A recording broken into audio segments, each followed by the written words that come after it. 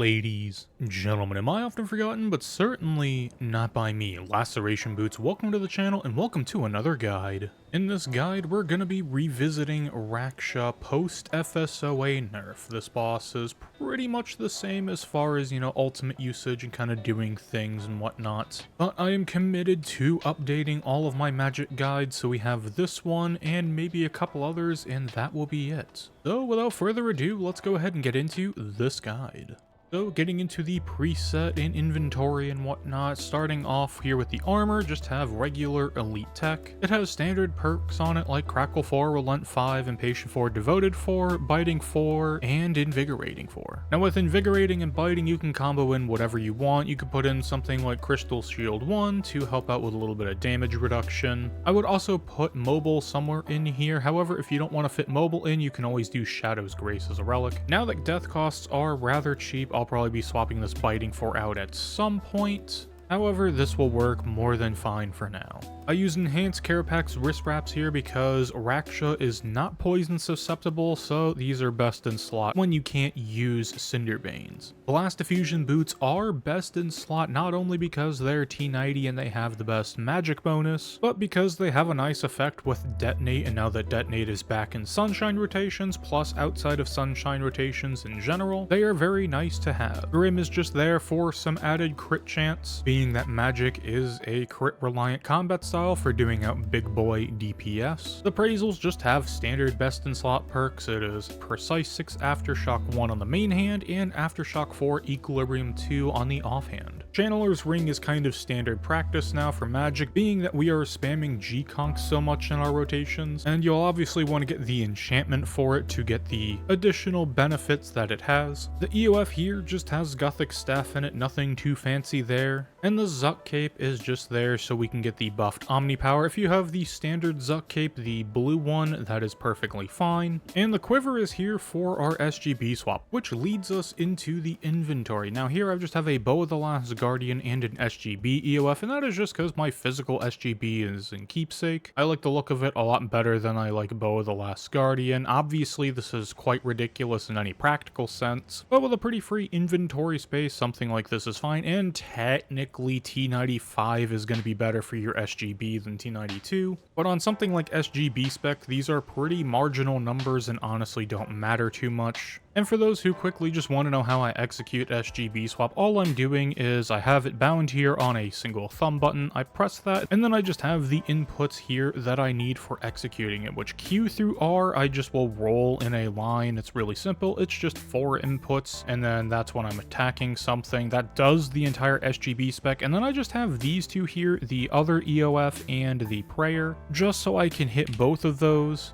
and then go back to my dual wield by pressing F1 and F3, which are just my standard thumb buttons anyway for magic, and I just have them also on my range bar, just so it's nice and easy to press and get back over to magic. And in practice, it would just look something like this. So say I'm just attacking something and I want to hit an SGB spec, just swap over, key roll, and I can just swap back, and I'm already going to town back with magic as if nothing happened. It does take a little bit of practice, but I believe in y'all being able to press 4 inputs. Now as far as the rest of the preset is concerned, FSOA here, obviously it is a best in slot weapon for magic, and it just has standard perks on it of Precise 6 Relentless 1, Aftershock 4 Equilibrium 2. The Scythe here is just for taking out the pools. There is a method for doing pool skips with magic, however, with some testing, I've only been able to get it, relatively consistently. There is still some RNG needed to do a pool skip setup, and if you would like to see a guide on pool skips, I can delve into it a bit further to try and come up with something a bit more consistent. Just leave it in the comments below. But for this guide, we're just going to be doing a standard kill with Bladed Diving the pools using Nox Scythe and Laceration Boots. The Scythe just has kind of bog standard AoE perks. Yes, it has Aftershock 4 Precise 1. That was kind of a failed roll from way back when, and I've never bothered to fix it. Any halberd distance weapon really is going to work. These pools only have 1000 HP, so you could do something like Precise 6 equal 4 if you really wanted to, and you're not too worried about your Aftershock stacks. But I just use my Scythe that's perked up for AoE, as well as a pair of Laceration Boots just so I can Bladed Dive with the one weapon equipped. And I have those keybound over here. These were my Bladed dive swap keybinds for the longest time, I would hit shift 2 and 3,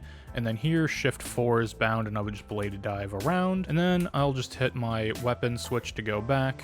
And we're back in business. Now this swap, I honestly forgot it was in here. I think I made this preset off of like an Elite Dungeon preset and just like sort of modified it. Technically you could use a Karoming swap as a backup if your bladed dive fails or you miss the BD or something like that. So I guess technically you could bring Karoming as a failsafe, but honestly I completely forgot it was in here, and you don't really need to bring it, so don't worry about it too much. The Blessed Flask is just for prayer, although you usually don't have to sip prayer. Maybe on phase 4 you might have to take 1 sip, but usually I don't have to. It's just there for kind of an emergency, or if your penance powder runs out or something like that. Or if you don't want to run penance powder, that's perfectly okay. Just bring whatever prayer source you need. You won't need more than 1. Shield swap is there just for getting some diverts in a couple locations, although sometimes I usually don't need it. It just kind of depends on the situation. Mainly for ending P3 adrenaline, sometimes I end with a little bit higher adrenaline, sometimes I end with a bit lower, or sometimes if I go into phase 4 and it's a very fast entry, I will use divert in place of my adrenaline renewal because it would be off cooldown. It is always nice to have a shield to either snag a res if you're kind of getting pummeled, or if you want to do it for the adrenaline gain. Shields are very versatile and usually worthwhile to bring. Now as far as healing is concerned, I just have Super Guthix Brews and I have Blue Blubbers with a couple of portents. This is kind of a standard setup at this point as far as food is concerned. If you don't want to spend the money on Super Guthix Rest, you could just go with regular Guthix Rest, or you could go with regular Brews. Either are going to work perfectly fine. If you want the extra healing of Brews because you're a little bit scared because it's your first time, go ahead and bring that. There is no shame in that. Or if you really want to go alt, you could bring Super Brews. But once you build some confidence with the boss, you can get away with Super Guthix or regular Guthix Rest just fine. The expensive spices are just to boost the blubbers up to 800 healing per eat instead of 750, because the couple times you do have to eat, the more healing per tick is rather nice. Vuln bombs are pretty self-explanatory. You throw them down, you do more damage, the boss dies quicker, everyone goes home happy. And as far as rune pouches are concerned, I will just hover over them. I do need to refill these before we do a run, but that is the rune setup in my pouches that I'm using. And I do bring an overload just in case it runs out if kills are going a little bit slowly. However, with these rotations that I'll show you during the example kills, you should be able to do 2 kills per overload relatively consistently. But since I'm overloading at the bank, you know, sometimes things happen, you make a mistake and your kill time goes a bit longer than expected. So bringing 1 in the preset isn't going to harm you at all because you're not really pressed for inventory space. This amount of food, once you're comfortable with the boss, is pretty overkill. Most kills I do, it's like I may use 1 blubber and half of a brew, or sometimes if it's a really bad kill, like I'm really getting bad RNG with the rocks and whatnot, I'll use maybe 2 or 3 blubbers and the respective amount of brews. Last but certainly not least is the Power Burst of Vitality. It is just here for the phase 1-2 transition when the rocks are falling down. You'll be inside of a sunshine just spamming out damage as much as possible, so having the Vit Pot there to help tank some of the rocks is very nice. So with all of that information out of the way about the worn equipment, the inventory and whatnot about our preset, let's go ahead and load up the bank preset and talk about some of the supporting gear that I'm using. I just used Lantidime Incense and Spirit Weed. You can kind of skip the Spirit Weed because you're only really going to be using 2, maybe 3 Calg specs the entire kill. So if you want to save on some costs, like usual, you can probably skip on Spirit Weed and Summoning Renewal. The Lantidime will actually help you out here and make the overload last long enough to where you can comfortably get 2 kills per overload sip, so it is highly recommended. I do use Powder of Penance at Raksha. It is very nice. You're usually taking a lot of damage but healing it all back, but that damage does count for prayer gain, though it's honestly worthwhile in my opinion. It saves on restores, it saves on extreme prayers. Even though they are kind of expensive, I would go ahead and use them anyway just for the convenience of it, and if you get fast enough kills per hour, it'll more than pay for it. However, if you just want to skip and use a super restore as your prayer, that is probably the cheapest option, because because we're only talking about prayer restored, you might use 1 or 2 sips per kill. I will go ahead and use Ogre Flask, the thermal bath variant, as well as the bonfire boost over here at Wars. I don't use Qualm or weapon poison because obviously Raksha is not poison susceptible, so there's no point in really using it, unless there's like some hidden spaghetti code where maybe it helps with damage in the background because of some dumb thing, but I haven't seen any difference from when I've accidentally done these out of habit versus kills that are kind of standard, so I'm gonna go out on a limb and say that Qualm, Incense, and weapon poison are completely pointless for Raksha. However, when it comes to spaghetti codes, sometimes there is some weird things, so always double check first. Anyways, last but not least, we do use Calgarian Demon for the crit chance that it offers. It gives a 1% passive when you have it summoned, plus when you use the spec you get an additional 5%, which is very nice. And when you stack it up with things like Grim and Biting 4 and your Channeler's Ring, you get quite a bit of crit chance, which makes your damage go quite quickly. And last but certainly not least, these are the relics I am currently using. Shadow's Grace could be easily swapped out for Font of Life if you have mobile on your gear. I use Zerker's Fury because usually I'm at like half HP the entire time I'm fighting this thing, or sometimes lower, so getting the extra damage is always nice. And Conservation of Energy is a staple for magic. It saves adrenaline on your Sunshine, your Tsunami, and it allows all the magic rotations to work nice and easy, and is highly recommended. And obviously, last but certainly not least, we are on the Ancient Spellbook, so we can take advantage of Insight, Fear, and Exsanguinate. Those are the 2 spells that I'm going to be using. I have it here front and center on my interface just so I can easily reach down, right click, and auto cast. It makes life rather easy. Now, a trick you can do is if you run your spells along the bottom, when you right click, it'll put the option of auto cast already on your left click, so you just hover over something and then right left click, which in this case it's change the keybind, but if your spells are down on the bottom here, then that will be the case. It is a little trick that some people use for making spell swapping a bit easier. However, I'm just so used to right click auto casting and moving the right amount of distance down that it's just muscle memory at this point. I don't really think about it. So anyways, I think that is enough rambling about the preset and supporting gear and all of this nonsense. Let's just go ahead and get into some good old-fashioned kills. Alrighty, we have the preset loaded up and ready to go. I'm also going to go ahead and do 2 kills just to show that you can do 2 kills on an overload sip. Without any further delay, we'll go ahead and turn on the Grim, and as soon as I enter the instance, I go ahead and surge, and then I surge again, and that starts the kill. Then I hit Devotion, Sunshine with A-Pot, and then Target Cycle with a Smoke Cloud into a G-Conk, Deep Breath, and I usually just hit a Bleed because I can. Make sure I'm cowled for my Auto Nami, Staff Spec, and then G-Conk here. I did not get enough Adren to Wild Magic after that G-Conk, so I'll continuous into an Asphyx and use the Wild Magic to run through. Omnipower like into a G-Staff or something. Auto G-Conk, charge up the Detonate, release it with Tendies. Go ahead and hit our Vit Pot. And G-Conk into a G-Staff, Auto Asphyx for 2 hits into a Wild Magic. Auto G-Conk into a G-Staff. And we happen to get the Mind Poison skip here, so I'll go ahead and use my GB spec. Just to help out a little bit with damage and toss a couple bleeds. And then start Bladed Diving the pools. Now, if I don't get the pools to work, it's usually because it's off global cooldown, but sometimes one just doesn't work. I don't really know why. People have told me it's because I don't do it on global cooldown or something else, or it splashes. I don't know. I've heard a bunch of stuff. For some reason, my brain's not able to make it compute, but it is what it is. But anyways, I'll go ahead and charge a Detonate up here, release with an Omnipower. Into a Deep Breath and do like an Auto Asphyx here. You can chain for the Shadow Manifestation there, but usually I just don't bother. Then I used a G-Staff to go ahead and phase, because here what you can do is toss a couple bleeds, and go ahead and go for a Divert, and get your Smoke Cloud off, and then you're pretty much at 100% because Raksha outside of Prayer will hit pretty hard. And then just go for a normal Sun rotation. Eat. And then after the second tail swipe, you can just go ahead and stand out here. because it will go into this charge attack. And just release detonate with a tendies per usual.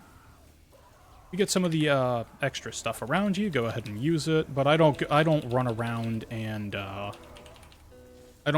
collect any of this stuff. It's kind of counterintuitive, but it is definitely better to just immediately sunshine. And that was actually a pretty good kill. It's one of the better times I've received a 230 flat. I've had a couple in the 220s with magic, but I haven't had anything super insane. So we'll just go ahead and grab a new fresh preset, load up on prayer points and whatnot, and head back in for another one. That'll refresh any abilities. This will also refresh your APOT cooldown, so you can just rinse, repeat, and send it. Go ahead and start Surge, Surge again, once again, Devotion, Sunshine, APOT, target cycle with a Smoke Cloud into a G-Conk, Omni into a Bleed, Auto Nami, swap over Exsanguinate, Staff Spec. I have the Adren here, so now I can just G-Conk and Wild Magic and Continuous Fix. Do it for 2 hits and then D-Breath as I run out. Auto G-Conk into a Omni Power. Then Auto G-Conk again. Charge Detonate and click the Vit Pot. Release into a Tendies with an auto attack.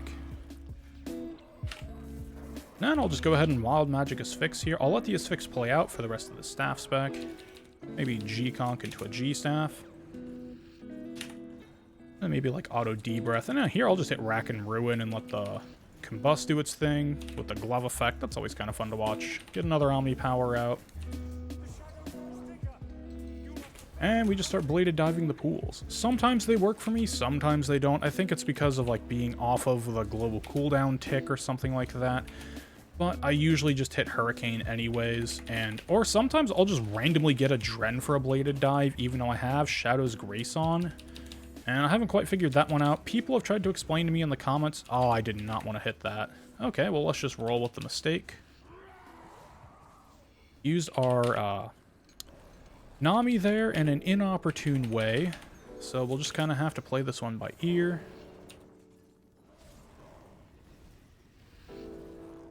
Here I'm just going to Freedom early and maybe hit the SGB spec now. And we'll just kind of improv from here. I have 30 seconds on my Nami. I'm just going to improv this and do a couple of thresholds.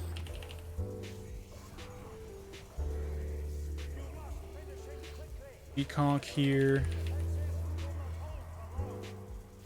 And I'll just go ahead and start my Sun, honestly. I have APOT available. We hit a Divert here. Oh, you know what I could have done? I could have hit Incendiary Shot. That would have worked. And here I'll just Wild Magic Asphyx. And hit Nami late. And just G-Conk into a couple other things. We go for like an auto Omni Power here.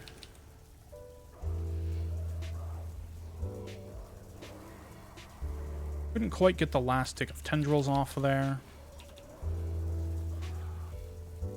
Shouldn't be too bad of a thing. But this is proof that even I can make mistakes. But I'm just going to be threshing here and just kind of improv a rotation. And it still worked out. Still a 248, not a terrible time. It's kind of in the average of what I have been seeing. And as you can see, everyone is prone to making mistakes. You know, no one plays perfectly all the time, myself included. I absolutely make mistakes all the time. I end up in Death's office a lot of the time. So maybe that was a neat little inside peek into how PVM actually goes. So I'm just gonna recap the kill here and kind of the main points of it. Phase 1 is just as simple as surging in twice. That'll put you on a very nice tile if you just surge twice and then you use an ability. It could be Reprisal, it could be Devotion, it doesn't really matter too much. And then start your Sun. Now your Sun rotation should get you through phase 1 and most of the way through phase 2, anywhere from 500 to almost 440 to maybe 430k left. Some extremely lucky Sunshines might push you all the way through, but sometimes they don't. It's just kind of hit or miss. And up to our favorite thing known as RNG. And then afterwards, I kind of just thresh thresh per usual and bladed dive the pools. That's all I ever really do. I don't sunshine again. I don't staff spec again on phase 3 at all. I just sit there and I thresh and use my SGB spec around that time. Sometimes I use my SGB spec to help clear phase 2, maybe going for the mine poison skip, but most of the time I will save it for phase 3, either the early part where he's kind of stomping around causing all the rockfall to happen, or waiting till afterwards that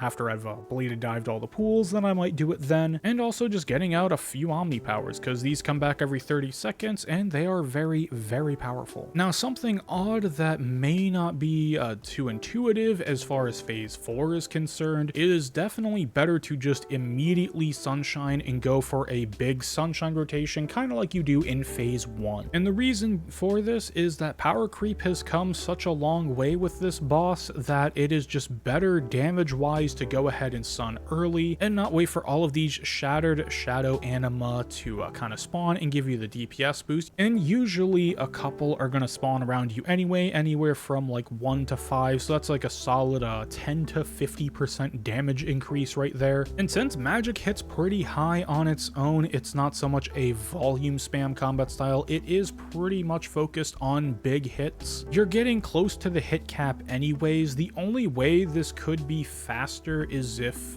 say we had no hit caps whatsoever and then you just got a bunch of them spawned around you so you can hit over hit cap, but even then it is still just better to sun as soon as possible on phase 4. And again, as you saw, I accidentally hit Nami in P3 and I kind of just improv'd some stuff. What I probably could have done better is just immediately hit incendiary shot on Raksha with my range swap, or my SGB swap I should say, so that way I have a crit buff ready to go, and by the time it runs out inside of my sunshine, Nami is probably going to be off cooldown anyways for me to use. But anyways, I hope this guide was helpful. Let's go ahead and roll that outro. Ladies, gentlemen, and I did not forget about you laceration boots. Thank you very much for watching. Your viewership is greatly appreciated. Have a wonderful morning, evening, afternoon, nighttime, whatever it is, wherever you are, and I will see you next time for the next guide. Peace.